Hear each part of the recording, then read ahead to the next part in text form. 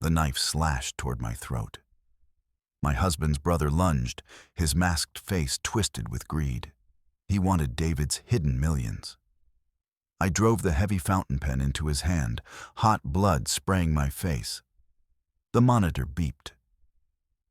Maya's heart couldn't take this. I had seconds to decide, run or fight for the truth that could save her life.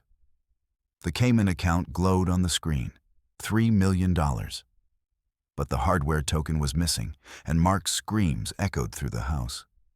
One wrong move, and my daughter's last chance would vanish. Dust motes danced in the shafts of afternoon light, slicing through the heavy velvet curtains of David's study. Sarah Miller pressed her fingertips against the underside of the mahogany desk, tracing the grain until a narrow seam yielded. With a rhythmic click, a shallow tray slid forward. Inside sat a single crisp sheet of embossed stationery, a bank statement from the Cayman Islands. $3 million. The ink seemed to vibrate against the cream paper. Her husband's scent, a sharp mixture of cedarwood and expensive scotch, lingered in the upholstery, mocking the silence. This wood-paneled sanctuary, once a symbol of their shared stability, now pulsed with the heat of a decade's worth of lies. Sarah's heart hammered a frantic rhythm against her ribs, a sharp contrast to the steady, mechanical thrum-thrum of Maya's heart monitor, drifting from the hallway. $3 million. The number felt like a physical weight, a mountain of gold David had built while she spent her nights weeping over insurance claim denials and the rising cost of blood thinners. She stared at the date on the statement. It was current.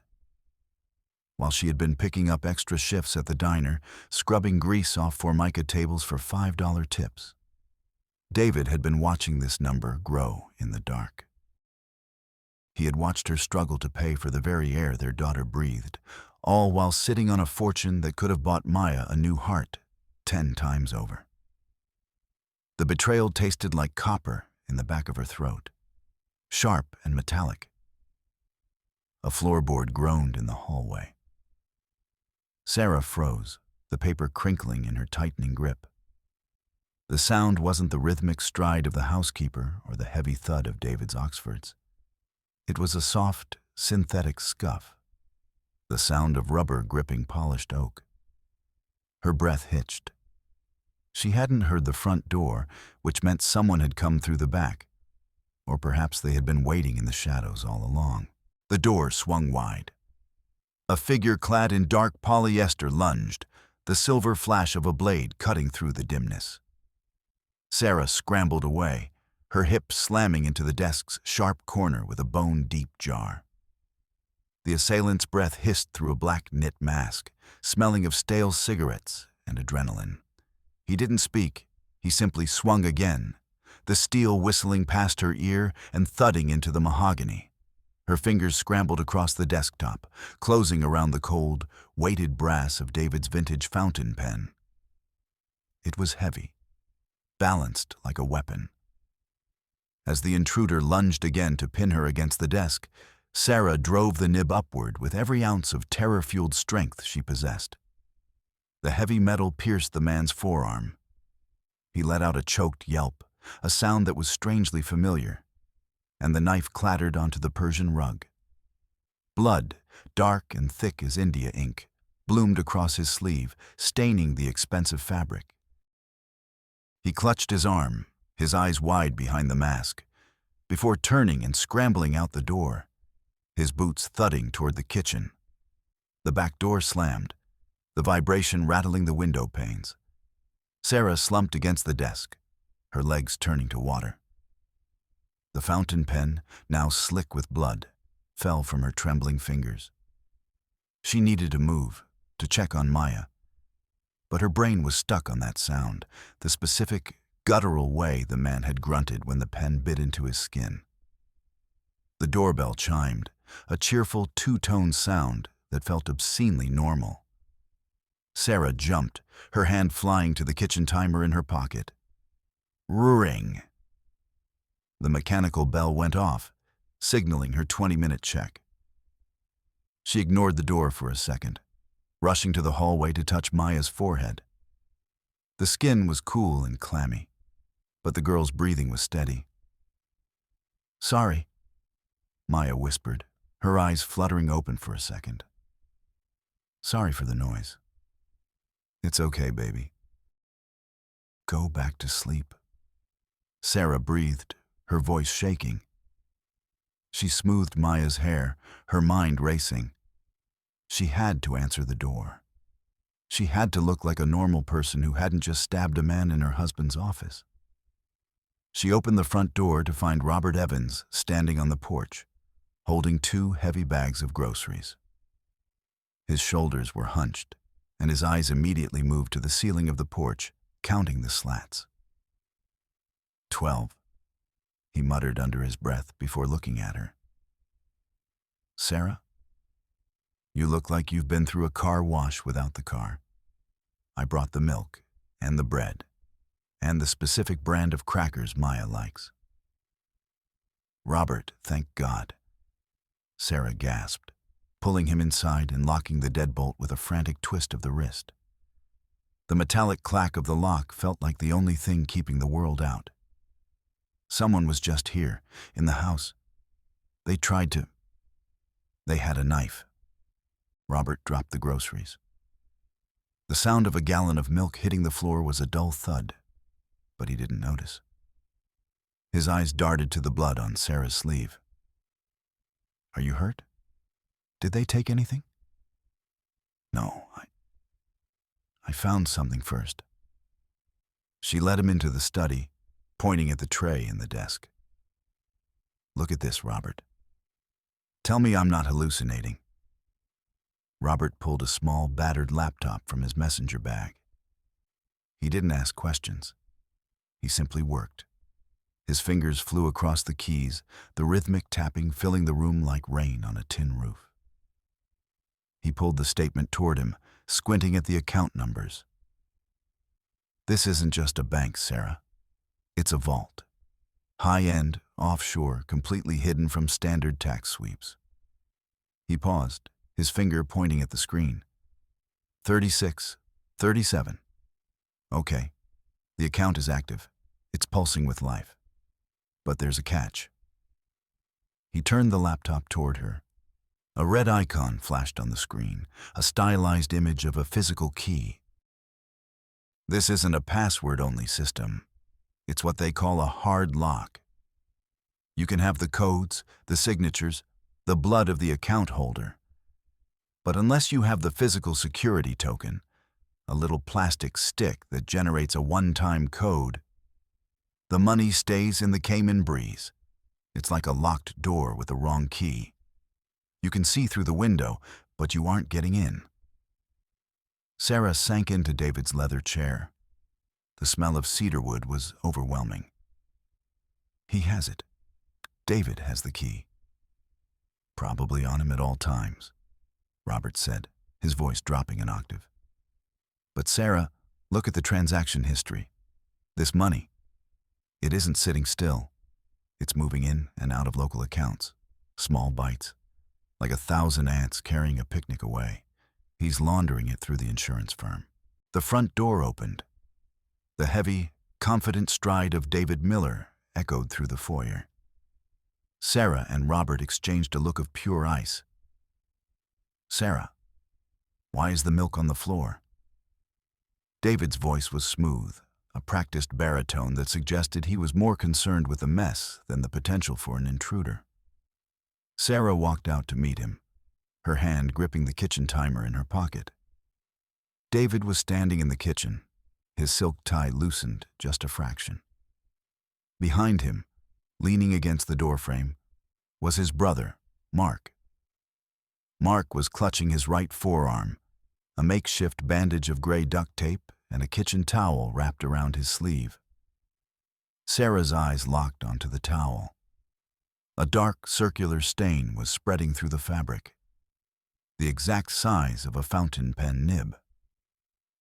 "Mark had a little accident," David said, his eyes unblinking as he stared at Sarah. He stepped closer, his hand reaching out to touch her forearm, He tripped over some gardening tools in the garage. "Didn't you, Mark?" Mark hummed a low, vibrating melody, the opening bars of a funeral dirge. "Nearer, my God, to thee." The sound made the hair on Sarah's neck stand up. He didn't look at her. He looked at the floor, his jaw tight. "Yeah. Caught myself on a rusted spike. Hurt like hell." Sarah felt the world tilt. The intruder hadn't been a stranger. It had been family. David had sent his own brother to retrieve the statement, or perhaps to ensure Sarah hadn't found it. They were working together, two predators in the same den, while Maya's heart flickered like a dying candle in the next room. "You should be more careful, Mark," Sarah said, her voice a cold, sharp blade. "Rusted metal can cause a lot of damage if you don't treat the wound properly. It can go deep." David's smile didn't reach his eyes. He began to crack his knuckles, index, middle, ring. Pop, pop, pop. "We're all going to be very careful from now on, Sarah. It's a dangerous world. People get hurt when they go looking for things that don't belong to them." The silence that followed was thick with the scent of bleach and unspoken threats. Sarah realized then that she wasn't just a wife anymore. She was a witness. And in David's world, witnesses were liabilities to be managed. The weekend arrived with a suffocating heat that seemed to press against the windows of the hospital. Dr. Elizabeth Carter stood at the foot of Maya's bed, her silver bob perfectly in place. She was wearing one red sock and one blue sock, the fabric visible as she hitched up her trousers to check her watch. "The situation has changed, Sarah," Dr. Carter said, her voice clinical, devoid of the warmth one might expect when talking to a mother. She polished her stethoscope with a silk cloth, the metal gleaming under the harsh LED lights. "The donor heart we were tracking in Ohio? The family has moved up the timeline. If we don't proceed by Monday morning, the organ goes to the next person on the list. We have 48 hours. Sarah felt the air leave her lungs. "Monday? You said we had weeks. The insurance has denied the secondary appeal," Dr. Carter interrupted, her eyes fixed on a chart. "The hospital requires a deposit of $150,000 to begin the prep.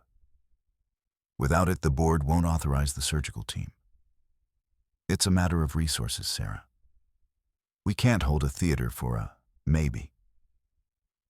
$150,000, Sarah whispered. The number felt small compared to the $3 million in the Caymans, but it was an ocean away from the $300 in her checking account.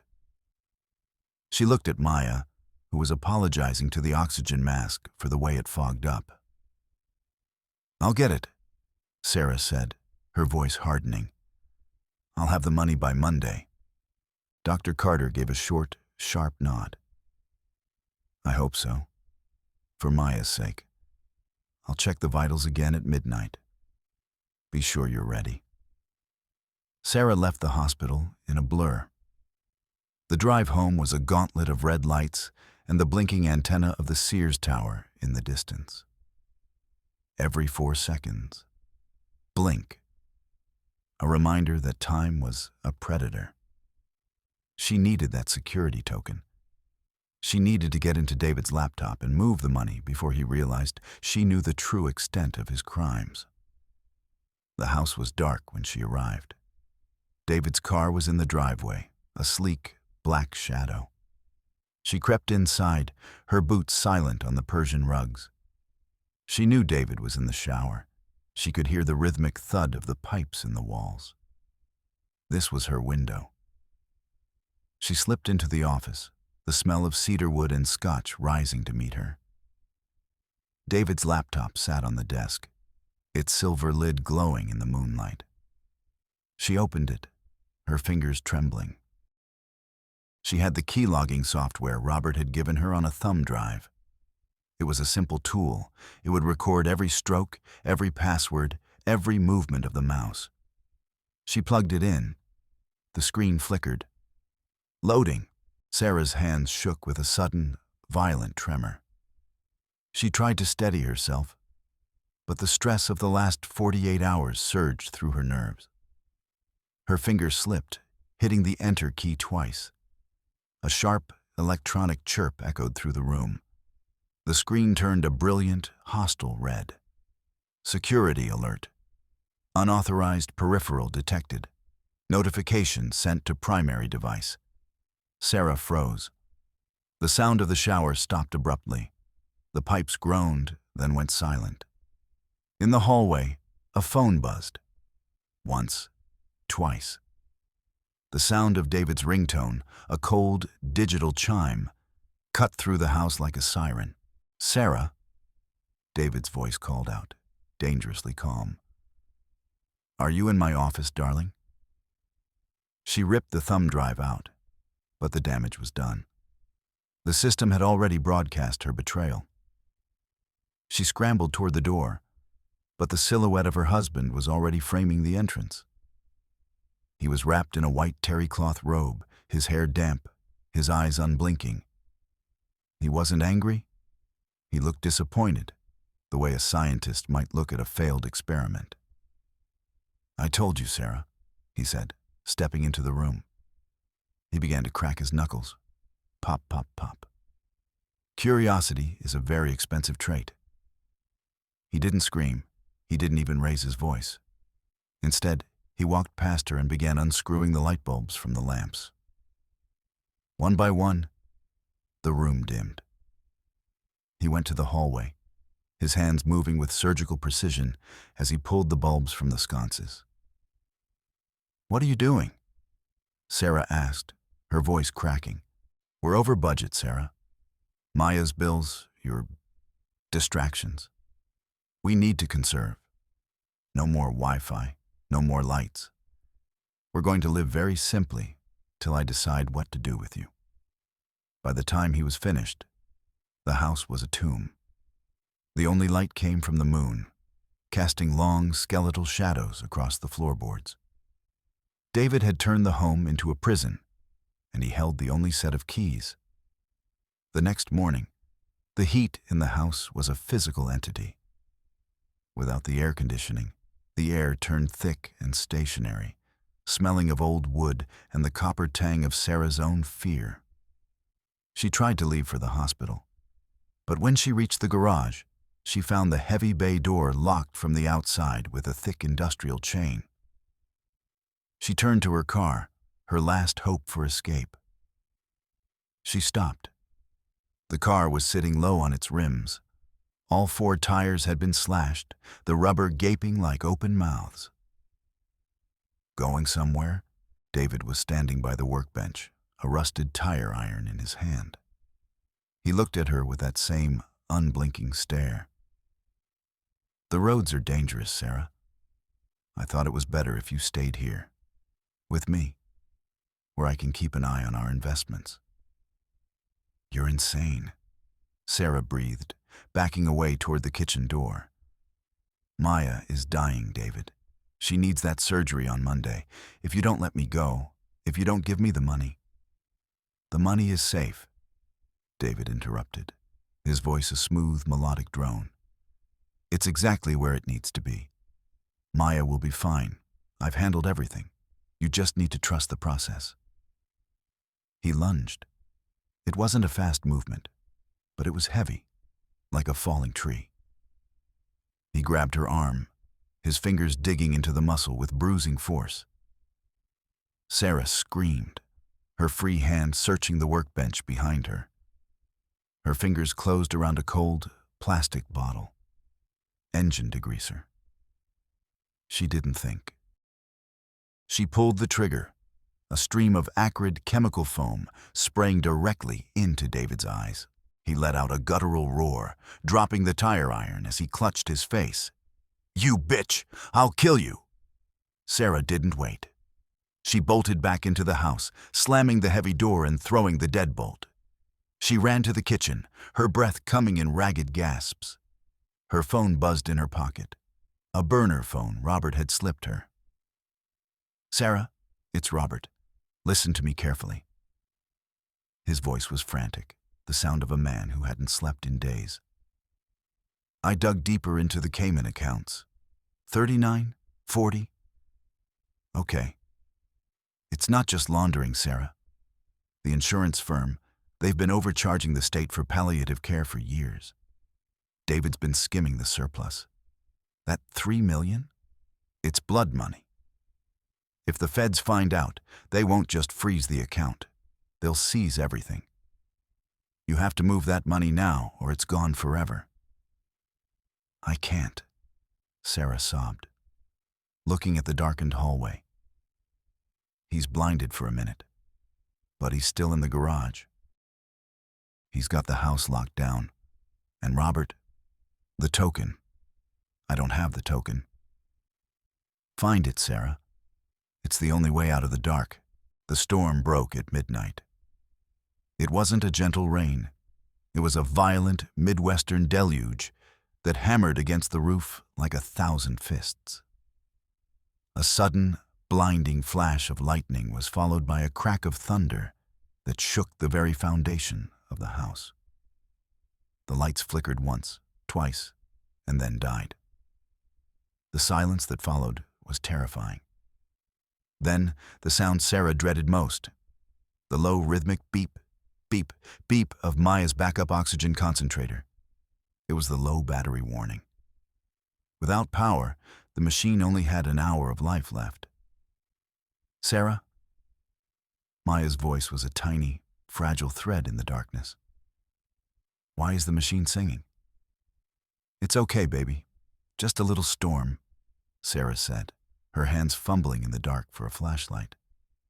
She found one, the beam cutting a weak path through the shadows. She had to get to the laptop. She had to try one more time. She crept to the office. David was somewhere in the house. She could hear his heavy, rhythmic knuckle cracking coming from the living room. Pop, pop, pop. He was waiting for her. She sat at the desk, the laptop's battery indicator showing less than 20%. She opened a browser, her fingers flying. She remembered something David had said years ago. Something about his high school yearbook being the only thing he cared about from his past. She found the book on the shelf, the pages smelling of dust and old paper.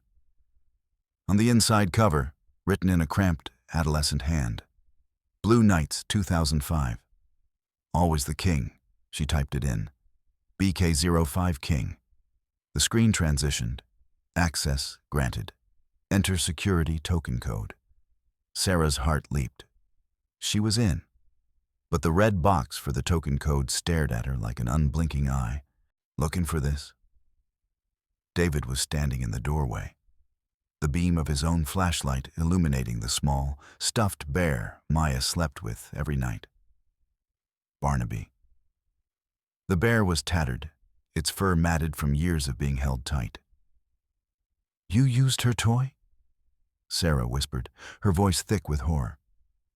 You sewed a criminal key inside a child's bear?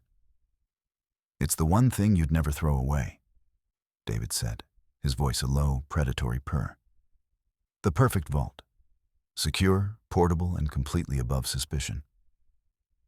He stepped toward the window, the rain lashing against the glass behind him.